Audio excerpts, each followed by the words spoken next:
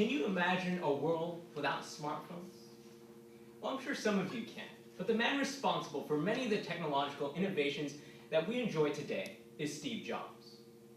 Hi, my name is Luke here, and Steve Jobs has inspired me not only to explore more about technology, but to be an innovator in any way that I can.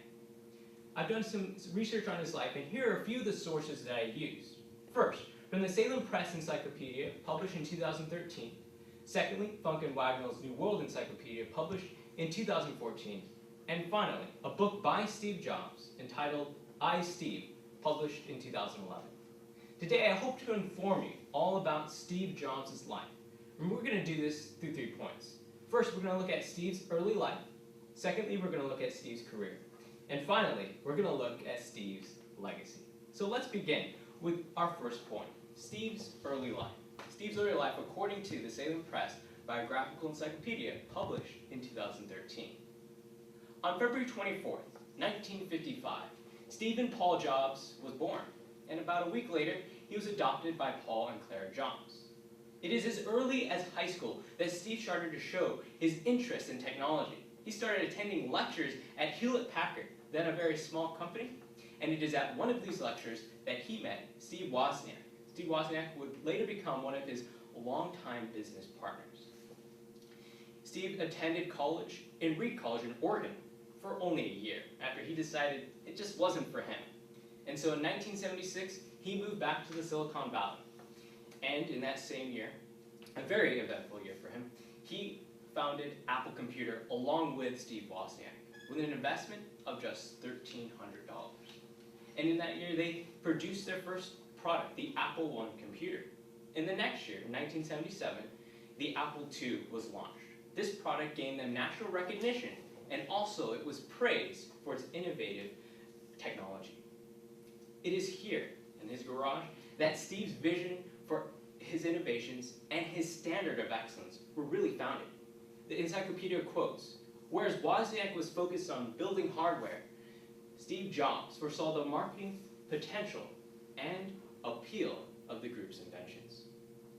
Now that we know about Steve's early life, let's take a look at our second point, Steve's career. Steve's career, according to Funk and Wagnall's New World Encyclopedia, published in 2014. Just 5 years later, Apple Computer was a $500 million company.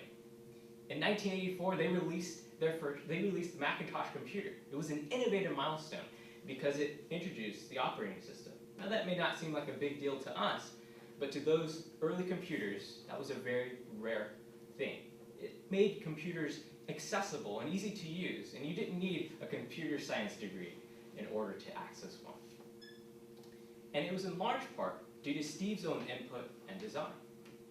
Steve's vision, in this case, was a driving force behind Apple's success.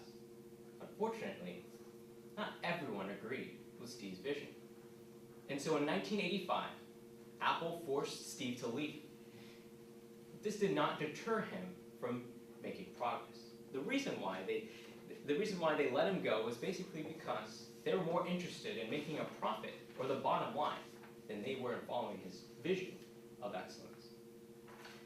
In 1985, he formed his own company, the Next Computer Incorporated, and in the very next year, 1986, he purchased Pixar Animation Studios, which would go on to make many beloved films like Toy Story, Finding Nemo, and others, all because of Steve's leadership.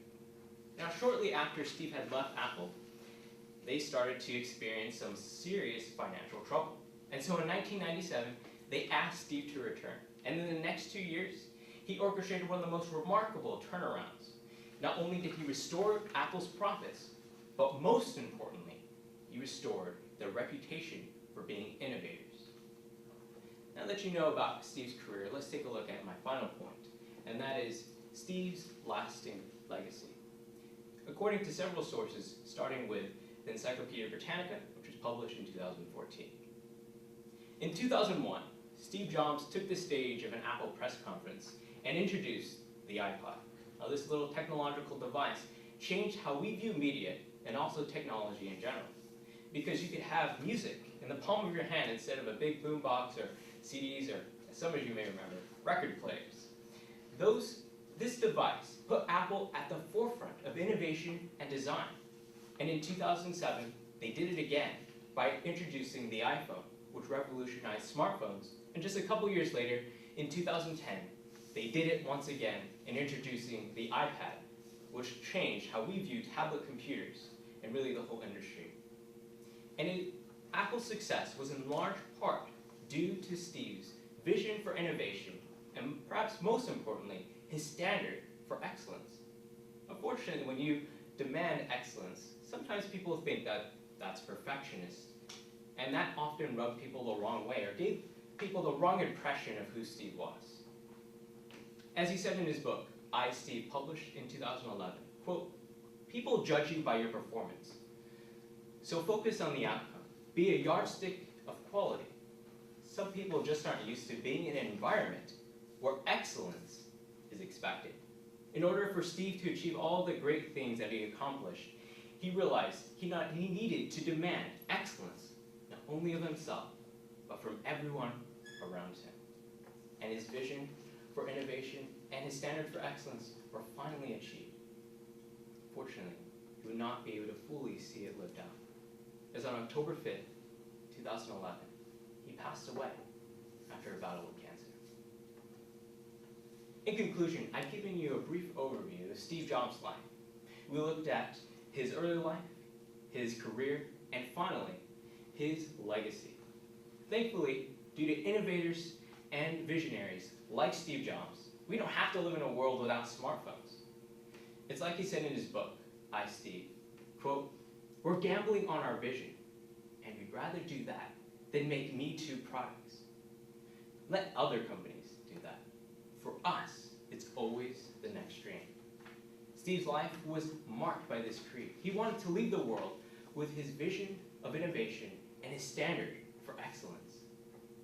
Now let me ask you all, do you think